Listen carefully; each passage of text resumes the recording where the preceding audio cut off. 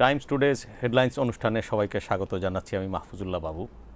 দর্শক যারা ব্যস্ততার কারণে দিনের সংবাদপত্র দেখতে পারেননি, তাদের জন্য আমাদের এই নিয়মিত আয়োজন, যেখানে প্রধান কয়েকটি খবর নিয়ে আলোচনা করেন আমাদের সংশ্লিষ্ট সাংবাদিকরা। একটি জনগুরুত্বপূর্ণ খবর, আনসেফ যে সিএনজি কনভার্সন ভেহিকেলের বা এলপিজিতে কনভার্সন। সরকার আসলে এগুলোতে লাইসেন্স দেয়, কিন্তু আসলে লাইসেন্স নেই এই ধরনের প্রতিষ্ঠানগুলো অনিরাপদভাবে অল্প টাকায় এই কাজটি করছে। এ নিয়ে কথা বলবেন আমার সহকর্মী জনাব কামরুজ্জামান খান। আপনি জানেন যে আমাদের দেশে যে তেল ডিজেল পেট্রোল অকটেনের যেরকম যানবাহন চলার পাশাপাশি যে এলপিজি এবং সিএনজিতেও বাহন চলাচল করে, এজন্য রূপান্তরিত প্রাকৃতিক গ্যাস কোম্পানি লিমিটেড আরপিজিসিএল এটার জন্য অনুমোদন দিয়ে থাকে কোম্পানিকে।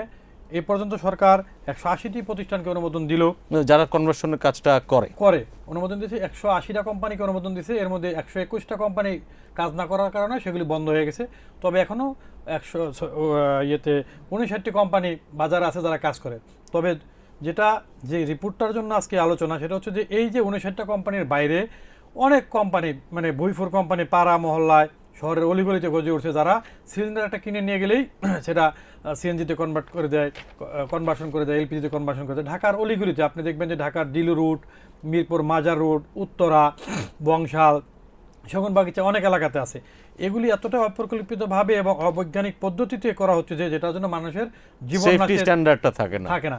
আপনি এর মধ্যে জানবেন যে গত মার্চ মাসের 2 তারিখে মোহাম্মদপুর এলাকা একটা গ্যারেজে এরকম সিএনজি চালিত প্রাইভেট কারের কাজ করাইতে গেছে। ওটা ওদের করার কথা না। এটার জন্য অনুমোদিত যে কোম্পানিগুলি আছে, যেমন আমরা যেটা জানি নাভানা, সানজি, মাল্টি ব্র্যান্ড, সাউদার্ন, এরকম অনেক কোম্পানি আছে, অনুমোদিত কোম্পানি আছে।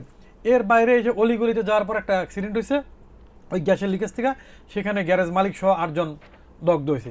এর বাইরে অহরহ এই ঘটনাগুলি করতেছে যে সিএনজিতে মানে অপরিকল্পিত করতে যে অ্যাক্সিডেন্ট মানুষ হচ্ছে। আমার প্রশ্ন হচ্ছে যে এটার যে এনফোর্সমেন্ট, এটার যে মনিটরিং, যে যাদের এটি করার জন্য লাইসেন্স দেওয়া হয়েছে তারা করতে পারছে না, ব্যবসা গুটিয়ে চলে যাচ্ছে, আর যাদের আপনার লাইসেন্স নেই, যারা এটি করা নিশ্চয়ই দণ্ডনীয় আইনত। অবশ্যই মানুষ কেন যাচ্ছে নাম্বার ওয়ান, আর তাহলে এটি প্রিভেন্ট করতে পারছে না কেন সরকার? এটা আপনি জানেন যে এটার জন্য অনেকগুলি কর্তৃপক্ষের ঠেলা ধাক্কা আছে। এক নম্বর হচ্ছে এটা বন্ধ করতে পারছে না, যে বিস্ফোরক পরিদপ্তরের কাজ বলে মনে করে সিএনজি স্টেশন মালিক সমিতির নেতৃবৃন্দের সাথে আমার কথা হয়েছে। তারা বলেছেন যে এটা বিস্ফোরক পরিদপ্তরকে একাধিকবার জানাইছি, তারা দেখবে, বিস্ফোরক পরিদপ্তর দেখবে, পুলিশ দেখবে। আবার আমি বিস্ফোরক পরিদপ্তরের দায়িত্বপ্রাপ্ত কর্মকর্তাদের সাথে কথা বললাম, বলছে এটা তো আমরা অনুমোদন দিই না, অনুমোদন দেওয়া হচ্ছে যে আরপিজিসিএল, তারা দেখবে। আরপিজি আমাদের জনবল নাই, আরপিজিসিএল বলে যে এইটার দেখার জন্য তো আবার আমাদের সেই ম্যান পাওয়ার নাই, এটা দেখবে পুলিশ বিস্ফোরক পরিদপ্তর। এই যে ঠেলা ধাক্কার কারণে আসলে কেউ এটা তো দেখভাল করছে না। আরপিজিসিএল বলছে আমরা লাইসেন্স দিতে পারি, কিন্তু আমরা মনিটর করতে পারবো না। বিস্ফোরক পরিদপ্তর বলে যেহেতু লাইসেন্স ওরা দেয়, তাহলে ওরাই দেখবে। এই যে ঠেলা ধাক্কা, পুলিশ বলছে যে আমরা তো পাইলে ধরি, আমাদের তো অনেক কাজ আছে আরো ইত্যাদি ইত্যাদি। এইখানে আপনি যে প্রশ্নটা করছেন কেন তাহলে অনুমোদিত প্রতিষ্ঠানের বাইরে অন্য জায়গায় যায়, আপনি জানেন যে নাভানাতে যদি এই কাজটা একটা 60-90 যেসব সিলিন্ডারের কাজ করতে, সেটা যে টাকা পড়ে তার চেয়ে তো অর্ধেক টাকা দিয়ে করতে পারে। যে পাড়া মহল্লার অলিগলিতে গেলে, বাংলা মোটর গেলে পরে, ইস্কাটনে গেলে, দিল্লি রোডে গেলে, মাজার রোডে গেলে পরে কমের আশাই যায়। আর আপনি জানবেন যে একটা স্ট্যান্ডার্ড মেনটেন করতে হয়, সব গাড়িতে এটা লাগানোর কথা না। আপনি খবর নিলে জানবেন যে মাটি কাটার, যে মাটি টানে যেসব ট্রাক আছে, ইট ভাটার যে ট্রাক, ওই সব গাড়িতেও সিএনজি কনভার্সন লাগানো আছে। আমি নিশ্চিত করে বলতে পারি যে অনুমোদন যেসব কোম্পানিকে দেওয়া হয়েছে তাদের কাছে এইসব ট্রাক, ওই যে লেগুনা, ওগুলি গেলে তারা লাগাবে না। কিন্তু অহরহ দেখা যাচ্ছে কিন্তু লেগুনাতে আছে, সিএনজিতে, যে কোনো ধরনের গাড়িতেই এলপিজি এবং সিএনজি করা যাচ্ছে রূপান্তর। এগুলি কোথেকে করছে? ওই যেটা আমি বললাম যে অনুমোদনহীন যেসব প্রতিষ্ঠান থেকে করতেছে। এক হচ্ছে খরচ কম, আর সব জায়গাতে সব কোয়ালিটি মেনটেন করে করবে, সব কিছু করবে না। এটা তেলের চেটে, যে জ্বালানি তেলের চেটে যেহেতু সিএনজিতে খরচ কম, এটার জন্য আবার তারা গ্যাস করার জন্য কনভার্সন করার জন্য উদ্বুদ্ধ হচ্ছে। এখন গ্যাসের আপনার অ্যাভেলেবিলিটি কম। এক সময় যখন মানে সিএনজি যে প্রাইসে পাওয়া যেত, যে তেলের চাইতে কম যে গ্যাপটা, সেই গ্যাপটাও কিন্তু আবার অনেক কমে গেছে। প্রায় দফায় দফায় সিএনজি দাম বাড়িয়ে এটি করেছে। আবার সিএনজির জন্য আপনার যে লম্বা লাইন, সেটিও চলছে বেশ কয়েক বছর ধরে। এই কারণে আপনি সিএনজি থেকে কিছু লোকজন আবার তাদের গাড়ি এলপিজিতে কনভার্সন, বাট গত কয়েক মাসে কিন্তু এলপিজির দাম আবার বাড়ছে।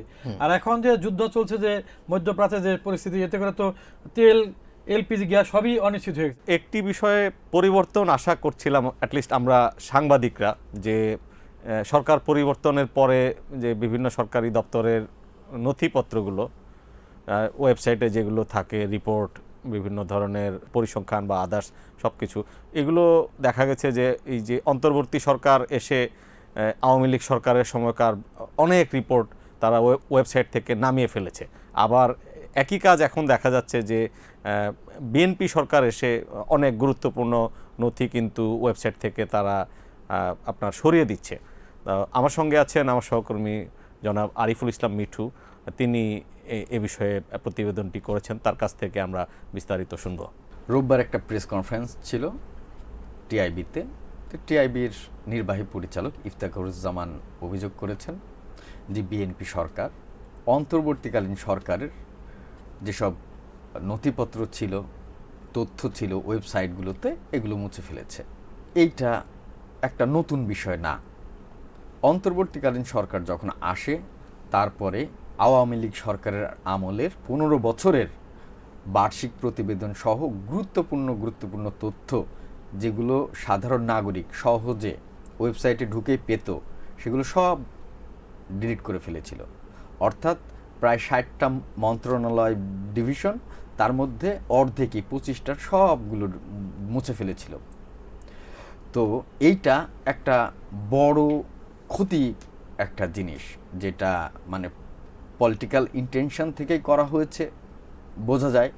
কিন্তু এর যে ফলাফল, এইটা হচ্ছে সাধারণ নাগরিকদের বঞ্চিত করে। কারণ সাধারণ নাগরিক সরকারি তথ্য শুধু সাংবাদিক না, গবেষক সহ নানা শ্রেণীর মানুষের নানা কারণে একজন কৃষকও চাইতে পারে দরকার হয়। এটা সম্পূর্ণ ডিলিট করে ফেলা হয়েছিল 25টা মন্ত্রণালয় এবং ডিভিশনের। এখন প্রশ্ন হচ্ছে এগুলো কেন গুরুত্বপূর্ণ? এটা গুরুত্বপূর্ণ হচ্ছে যে সরকার যদি সুশাসন প্রতিষ্ঠা করতে চায়, তাহলে তাকে অবশ্যই স্বচ্ছতা ভিত্তিতে সব কিছু করতে হবে। এবং এই স্বচ্ছতা আনতে হলে এইসব ডকুমেন্ট, এইসব তথ্য অবশ্যই ওয়েবসাইটে থাকতে হবে, যাতে এক নাগরিক সহজে সেগুলো পায়। দ্বিতীয় কথা হচ্ছে, যদি এই জিনিসগুলো মুছে ফেলা হয়, তাহলে ভবিষ্যতে এই সরকার কি করলো আমরা আর ভবিষ্যতে তাকে অ্যাকাউন্টেবল করতে পারবো না, তাকে জবাবদিহির মধ্যে আনতে পারবো না, কারণ আমরা তো জানি না কি হয়েছে। আপনার কি মনে হয় যে আসলে এইভাবে প্রতিবেদন ওয়েবসাইট থেকে নামিয়ে দিলেই, নন ট্রান্সপারেন্সির চেষ্টা করলেই সরকার আসলে বেঁচে যায়? হ্যাঁ, প্রকৃতপক্ষে কি যারা এইগুলোর তথ্য অনুসন্ধান করেন তারা তো তথ্য পান ঠিকই? না, এটা খুবই কঠিন হয়ে যায়। আপনি 1 মিনিটে যে তথ্য পাবেন সেটা আপনাকে 1 মাস লাগতে পারে। আপনি যদি ধরেন একটা বার্ষিক প্রতিবেদন ওয়েবসাইটে আছে, আপনি একটা ক্লিক করলেন, পিডিএফ ডাউনলোড হলো, আপনি দেখে ফেললেন জিনিসটা কি, তথ্যটা কি, কিন্তু আপনি কি মিনিস্ট্রিতে ঢুকতে পারবেন? 2014 সালের একটা বার্ষিক প্রতিবেদন আপনি এখন পেতে পারবেন, ওই মিনিস্ট্রিতে যেও পেতে পারবেন? তার কোনো নিশ্চয়তা নাই, পাবেনই না হয়তো। শুধুমাত্র ওই যে কনসার্ন বিটের রিপোর্টাররা, তাদের প্রচুর পরিশ্রম করতে হবে এগুলো জোগাড় করার জন্য। আমি সেটাই বলছি সাধারণ মানুষ পাওয়ারও তো অধিকার আছে। নিশ্চয়ই এই অধিকার তো আর এমনিতে তথ্য অধিকার আইন বলে যে একটি জিনিস আছে, যে সেটির আওতায় যদি কেউ তথ্য চায়, সেই তথ্যগুলো তো সরকার দিচ্ছে। সেটা তো আরেক ব্যাপার, যে তথ্য চাচ্ছে মানে ইনফরমেশন অন ডিমান্ড, যেটা চাওয়া হচ্ছে। আরেকটি হচ্ছে তথ্য স্বপ্রণোদিতভাবে ওয়েবসাইটে থাকবে। হ্যাঁ, সেটাও মুছে ফেলা হচ্ছে। এটাই হচ্ছে উদ্বেগের জায়গা। দর্শক, বাংলাদেশে 1 লাখের বেশি বিশেষ চাহিদা সম্পন্ন প্রাথমিক শিক্ষার্থী আছেন, যাদের জন্য বিভিন্ন ইকুইপমেন্ট থাকার কথা ছিল। তাদের মানে লার্নিং ম্যাটেরিয়াল যেগুলো আমরা বলি আর কি, লার্নিং ইকুইপমেন্ট, কিন্তু আসলে এত বছরেও বাংলাদেশ প্রতিবন্ধীদের মেনস্ট্রিমিং করা নিয়ে যে বহুদিন ধরেই কথা হয়ে আসছিল, সেটি কোনো সরকারের আমলেই তাদের জন্য যে সাফিসিয়েন্ট ইকুইপমেন্ট এনশিওর করেনি কেউ। এই বিষয়ে প্রতিবেদনটি করেছেন আমার সহকর্মী আলিম হায়দার, তিনি আছেন স্টুডিওতে আমার সঙ্গে। 2010 সালে বাংলাদেশে যখন শিক্ষানীতি প্রণয়ন করা হয়, ওই সময় এই জিনিসটার উপর সবচেয়ে বেশি ফোকাস করা হয়েছিল যে ইনক্লুসিভ সোসাইটি গড়ে তুলতে হবে। এই জন্য এটা প্রাইমারি লেভেল থেকে এটা শুরু করার কথা। এই কারণে সরকারের একটা বিশেষ নির্দেশনা ছিল যে যারা বিভিন্ন রকম ডিসএবিলিটি আছে বা স্পেশাল কেয়ার প্রয়োজন যাদের, হ্যাঁ, এই রকম শিক্ষার্থীরা তারা যেন এডুকেশনের বাইরে না থাকে। এই কারণে যে সরকারের নির্দেশনা অনুযায়ী এ পরবর্তীতে শিক্ষা প্রতিষ্ঠানগুলো তাদেরকে শুধুমাত্র ভর্তি করাচ্ছে, তারা কাগজে কলমে ভর্তি হচ্ছে, কিন্তু দেখা গেছে যে আসলে তাদের শেখার জন্য যে ইকুইপমেন্টসগুলো থাকা প্রয়োজন কিছুই নাই। যেমন এটা সরকারি বেসরকারি মিলে 1 লাখের উপরে, হ্যাঁ, এর মধ্যে হয়তো সরকারি প্রাথমিকেই আছে এটা 50,000 প্লাস, হ্যাঁ, কিন্তু এখানে দেখা গেছে যে এখানে প্রায় 5,500 থেকে 6,000-এর মতো স্টুডেন্ট আছে যারা দৃষ্টি প্রতিবন্ধী, বা একটা বড় অংশ আছে এর সাথে যারা কানে শোনে না, কানে হিয়ারিং প্রবলেম আছে। হ্যাঁ, এই শিক্ষার্থীদের যে শেখানোর জন্য এই বিদ্যালয়গুলোতে অনেক জায়গাতে আমি কথা বলেছি, রাঙ্গামাটি, গাইবান্ধা, রংপুর, বগুড়া, বেশ কিছু জায়গায় কথা বলছি, যে শিক্ষকরা আমাকে বলছে যে না, আসলে আমাদের এখানে ব্রেইল পদ্ধতি নাই বা অন্য কোনো পদ্ধতিই নাই। তো আমি তাদের কাছে জানতে চাইছিলাম তারা শিখছে কিভাবে তাইলে। তো শিক্ষকরা বললেন যে আসলে এভাবেই শিখছে, মানে যতটুকু এভাবেই হয়। ব্রেল ছাড়া তাহলে দৃষ্টি প্রতিবন্ধী একজন শিক্ষার্থী তিনি যে অক্ষর চিনবেন কিভাবে? জি, এটা একটা বড় প্রশ্ন। এই বিষয়ে আমার প্রাথমিক অধিদপ্তরের মহাপরিচালকের সঙ্গে কথা হয়েছে। আমি তাকে একই প্রশ্ন করেছিলাম যে আসলে তাদের তাহলে শিখছে কি। তিনিও আসলে এ ব্যাপারে তার সীমাবদ্ধতার কথা জানিয়েছেন।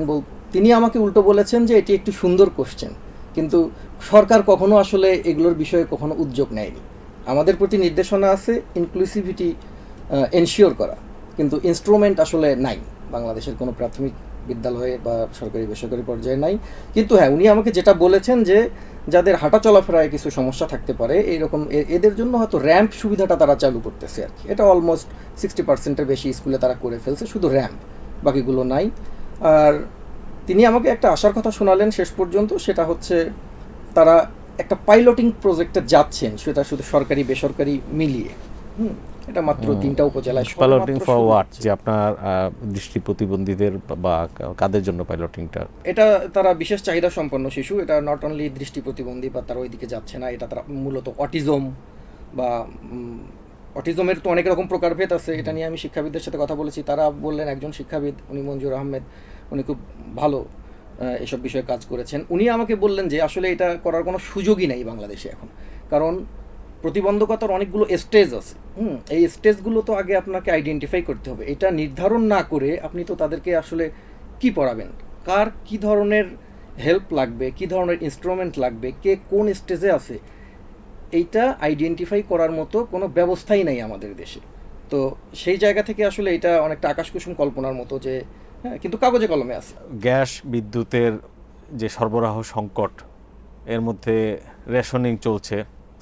সরকার যতটা সম্ভব গ্যাস বিদ্যুৎ ব্যবহারে যে সংযম দেখানো, নিয়ন্ত্রিত ব্যবহারের পরামর্শ এবং আহ্বান জানিয়েছে, সরকারি দপ্তরগুলো সেভাবেই মুভ করছে। তো সোমবার থেকে দেশের সব বিশ্ববিদ্যালয় বন্ধ করে দেওয়ার জন্য শিক্ষা মন্ত্রণালয় থেকে ইউনিভার্সিটি গ্র্যান্ট কমিশনকে বলা হয়েছে। স্টুডিওতে আমার সঙ্গে আছেন আমাদের অনলাইন চিফ সাইরাজ রহমান, তার কাছ থেকে আমরা একটু বিস্তারিত শুনি। জাতীয় বিদ্যুৎ গ্রিডের উপরে চাপ কমানোর জন্য 11টি নীতিমালা দিয়ে একটা নোটিফিকেশন চিঠি ইস্যু করা হয়েছে ইউজিসির কাছে। এটা করা হয়েছে শিক্ষা মন্ত্রণালয়ের secondary and higher education division থেকে। এটা ঈদের ছুটি আর্লি হয়ে যাচ্ছে, সরকারি এবং বেসরকারি সমস্ত বিশ্ববিদ্যালয় সোমবার কাল থেকেই বন্ধ হয়ে যাচ্ছে। আর এছাড়াও আরও কিছু নীতিমালা আছে 11 দফা ডিরেক্টিভের ভিতরে, যার মধ্যে অন্যতম হচ্ছে যে বিদ্যুৎ ব্যবহারে সংযত হতে হবে, অপ্রয়োজনে আলো জ্বালিয়ে রাখা যাবে না ক্লাসরুমে, দিনের বেলা প্রাকৃতিক আলো ব্যবহার করতে হবে। এছাড়াও বলা আছে করিডোর এবং ওয়াশরুমে বিনা প্রয়োজনে আলো জ্বালিয়ে রাখা যাবে না। এবং এছাড়াও আপনি জানেন যে এবার স্বাধীনতা দিবস, এটাতে আলোকসজ্জা যাতে বাড়াবাড়ি না করা হয়, এমনকি অনেক জায়গাতে বন্ধও রাখতে বলা হয়েছে। এটা বিশ্ববিদ্যালয়ের জন্য প্রযোজ্য হবে, সরকারি হোক বা বেসরকারি, আলোকসজ্জা নিয়ে বাড়াবাড়ি করা যাবে না। এছাড়া এসির তাপমাত্রা 25 ডিগ্রি বা তার উপরে রাখতে হবে, এর নিচে নামানো যাবে না। এটি অন্তর্বর্তী সরকারের সময়ও আমরা দেখেছিলাম, কিছুটা হয়তো কাজ করবে। হ্যাঁ, কিছুটা কাজ করবে। আর এখন তো মনে হচ্ছে যে সরকার অনেক সিরিয়াস এনার্জি সেভিংয়ের বিষয়ে। এমনকি একটা নির্দেশনা আমি দেখলাম বলা আছে যে নিতান্ত প্রয়োজন ছাড়া যানবাহন ব্যবহারেও সংযত হতে হবে বিশ্ববিদ্যালয়দের ক্ষেত্রে।